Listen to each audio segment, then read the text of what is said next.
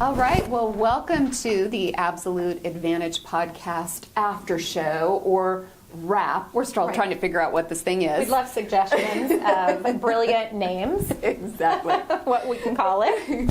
Well, we just had a conversation with a gentleman we loved. He is so stinking funny.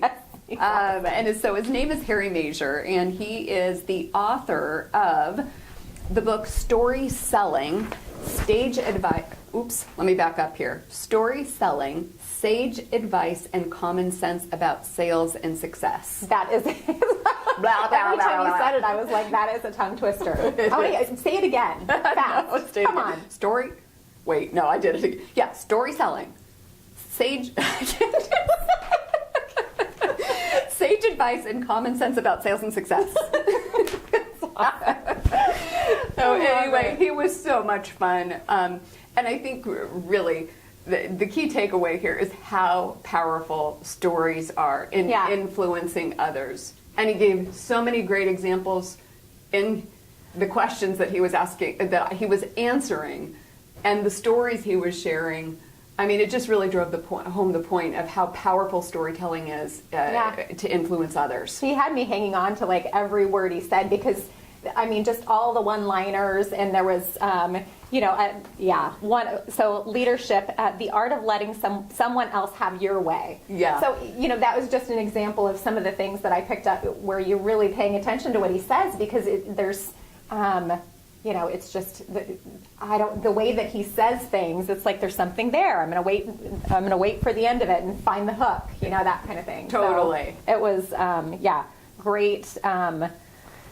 He's just somebody who's great to listen to. And I think that that's because he's so brilliant at telling stories. And, and I think in a selling capacity, which is where he spent his career, the ability to tell stories, well, let me back up, the ability to connect, to build relationships, to find common ground. Like those are foundational, how-tos of, sales success. And so the fact that he gets the connection there with telling stories and making, just really using that as the catalyst to connect with people is it's awesome. It was, I'm not going to get it right, so I won't even say, but just listen. There's one point of the interview when he talks about, we were talking about mentoring. Yeah. And he talked about the letter campaign that he wrote because his boss was an early bird, his mentor was an early bird, and he was a night owl. And that was hysterical. In terms of influencing, it was super funny. I mean, every day. My dad didn't think too much of getting up at 4 a.m. and I didn't, something like that. It was like, thank you. And in terms of, so somebody who's getting those, I mean, you had to just be waiting each day for the next one to see how funny it was. And then you're like, okay, and if he influenced that situation and ended up they agreed to work a certain way with one another that was going to best suit the way each of them worked. But it was through that, that unique, and his ability to connect and tell stories and all that. So anyway, I had so much fun during the conversation. It was awesome. I'm trying to find some other brilliance.